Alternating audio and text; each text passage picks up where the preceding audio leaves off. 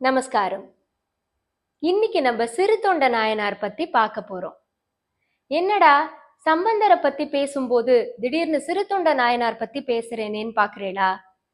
திருச்செங்காட்டங்குடி அப்படிங்கிற ஊர்ல சிறு தொண்ட நாயனாரை போற்றி சம்பந்தர் ஒரு தேவாரம் பாடுறார். செங்காட்டங்குடிமேய சிறு தொண்டன் பணி செய்ய வெங்காட்டுள் அனலேந்தி விளையாடும் பெருமானே.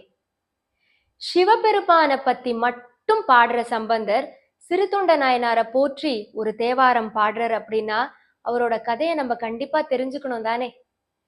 திருச்செங்காட்டங்குடி அப்படிங்கிற ஊர்ல பரஞ்சோதி அப்படின்றவர் இருக்கார். அவரோட மனைவி பேரு வெண்காட்டு மங்கை. ரொம்ப நாள் அவளுக்கு குழந்தை இல்லாம ஒரு ஆண் குழந்தை பிறக்கிறது. சீராளன் அப்படின்னு பேரு வைக்கிறா. தினமும் ஒரு சிவனடியாருக்கு உணவளிச்சதுக்கு அப்புறம் தான் அவ சாப்பிட்றத ஒரு பழக்கமா வச்சுட்டு இருந்தா. அன்னைக்கு எந்த சிவனடியாருமே வரல அப்படின்னு சொல்லிட்டு யாராவது சிவனடியார்கள் இருக்காளா அப்படின்னு பார்க்க பரஞ்சோதி வெளியில கிளம்பினர். அந்த சமயத்துல சிவபெருமான் ஒரு சின்ன நாடகத்தை நடத்தி பார்க்கணும்னு நினைச்சார். காபாலிகனா வேஷம் போட்டுண்டு பரஞ்சோதியோட ஆத்துக்கு வரார் சிவபெருமான். வெண்காட்டு மங்கை யாரோ விசித்திரமா வந்திருக்காளே அப்படின்னு பார்த்து ஆத்துக்குள்ள வாங்குன்னு கூப்பிடுறா.